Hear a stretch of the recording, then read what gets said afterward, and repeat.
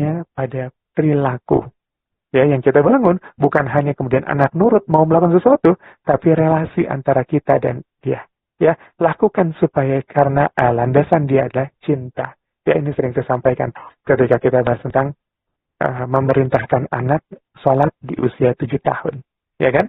Perintahkan anak sholat di usia 7 tahun. Jadi memberi perintah itu termasuk aturan parenting dalam Islam.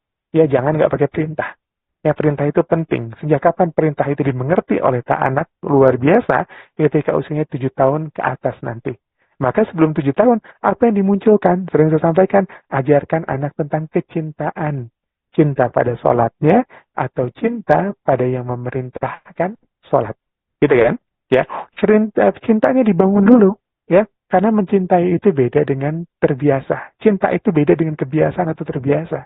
Ada anak yang udah kok dari TK-nya, dari playgroup-nya bahkan, ya, udah terbiasa sholat.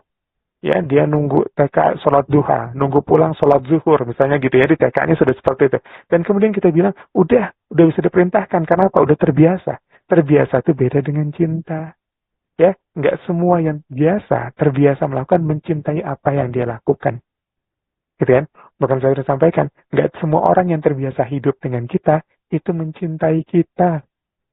Beda, terbiasa dengan cinta. Maka ajarkan cinta itu sebelum anak 7 tahun. Supaya apa anak? Supaya anak apa? Anak cinta pada sholat dan pada yang memerintahkan sholat. Siapa yang ditugaskan memerintahkan sholat?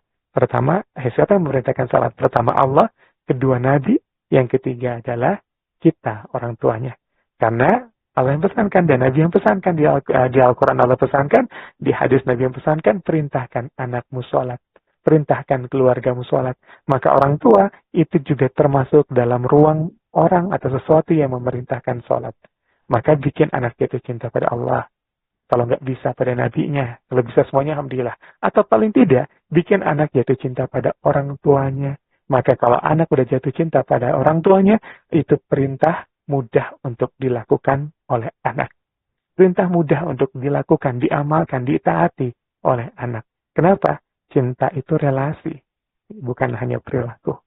Gitu kan? Maka dibangun relasinya, perasaan yang kuatnya. Ini salah satu prinsip utama scream-free parenting. Ya, sedangkan anak yang berteriak, orang tua yang berteriak, menganggap teriakan itu alat.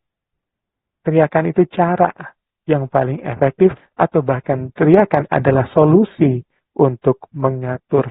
Pada teriakan itu gambaran kita sedang lelah, gambaran ada masalah dalam luka pengasuhan kita, gambaran mentok ilmu parenting kita, ya, gambaran kita nggak mampu mengontrol emosi. Teriakan itu, ya, bukan cara paling efektif untuk merubah perilaku anak kita.